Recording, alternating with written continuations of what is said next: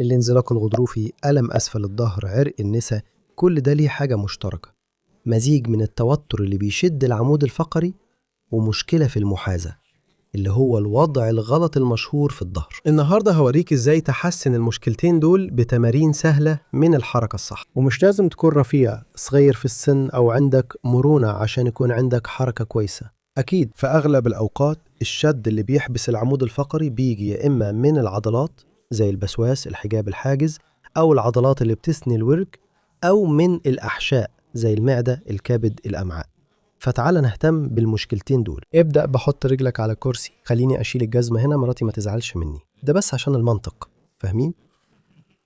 ابدأ بحط رجلك على الكرسي وحط إيديك على وسطك وادفع جسمك لقدام لحد ما تحس بتمدد لطيف في قدام الحوض. خلي بالك مش لازم تضغط على نفسك، أنا مش عايزك تحس بألم.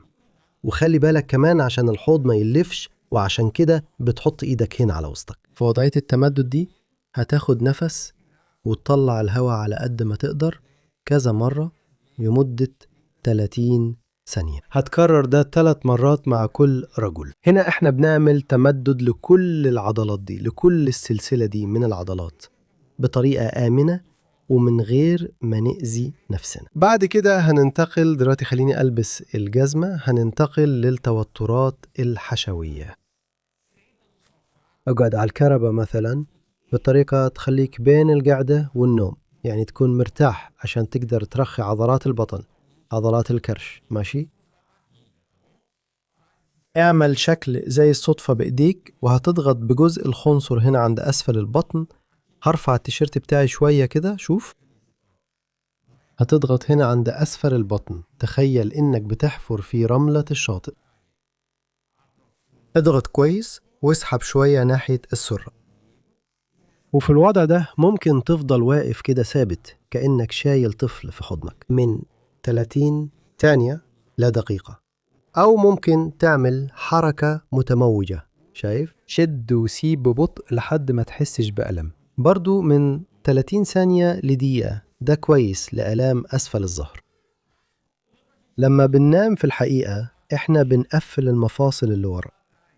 في التمرين ده هيساعد على تحسين المحاذاة، كأنك بتظبط وضعه عشان المفصل ده يقفل من غير ألم. نصيحة: لو عملت التمارين اللي في الفيديو ده بالترتيب اللي أنا بوريهولك هتحس براحة أكبر بكتير. يلا نحسن وضع العمود الفقري ونبدأ من آخر العمود، من مفاصل العجز. هتقعد على طرف الكرسي بحيث ناحية من المقعدة تبقى بره الكرسي. بعدين هتعمل كده هيكون أسهل ليك تشوف. بص، حرك رجلك لورا لحد ما تحس بتمدد لطيف هنا قدام الحوض. ودلوقتي شد عضلاتك شوية كأنك هتقوم من الكرسي بس سنتي واحد. بص كده أهو، شوت، ثبت واسترخي. استرخي هنا احنا بنستخدم قوة العضلات علشان نعدل ونظبط الحوض وكمان العجز. انت بس محتاج تعملها من 3 ل 5 مرات بكل رجل، وكل مرة أحسن من اللي قبلها. بعد كده كل اللي عليك تعمله إنك تستلقي على طرف السرير والحوض ورجليك متدليين بره السرير. ارتاح، هتحس إن العمود الفقري بيتفك الضغط عليه وبيتمدد بوزن رجليك. ومع تنفسك ركز كويس، وانت بتاخد نفس عميق هتحس إن العمود الفقري بيتمدد شوية زيادة. خليك محافظ على الاسترخاء الجميل ده، وخليك متحكم فيه، وخلي تنفسك بطيء لمدة دقيقة واحدة، وده كفاية علشان تعمل المحاذاة النهائية اللي عمودك الفقري محتاجه. ولو إنك بتعاني لما تيجي تتقلب في السرير لازم تتفرج على الفيديو ده، فيه هوريك إزاي تخفف الألم ده من غير ما تضيع نومك. كل اللي عليك تضغط هنا على الشاشة، ولو الفيديو ده ساعدك افتكر تشاركه مع حد محتاجه. فكر في حد عنده مشكلة في العمود الفقري أو عنده ألم في أسفل الظهر وابعت له الفيديو ده كل اللي بطلبه منك. أنا هكتفي بكده دلوقتي. تحياتي ليك وأشوفك في المرة الجاية.